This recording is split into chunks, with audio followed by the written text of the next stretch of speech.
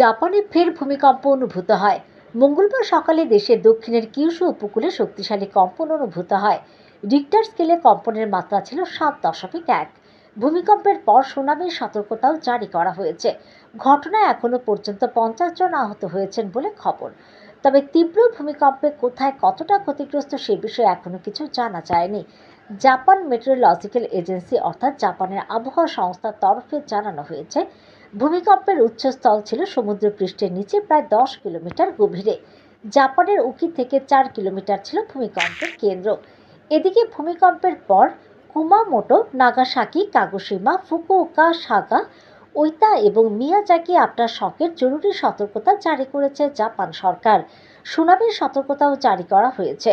প্রশাসনের তরফে জানানো হয়েছে, উপকূলবর্তী এলাকায় 1 মিটার পর্যন্ত উচ্চতার ঢেউ আছড়ে পড়তে পারে বলে আশঙ্কা করা হচ্ছে। ইতিমধ্যে উপকূলের কাছে বসবাসকারী প্রত্যেকের নিরাপদ ও উঁচু জায়গায় সরে যাওয়ার নির্দেশ দেওয়া হয়েছে।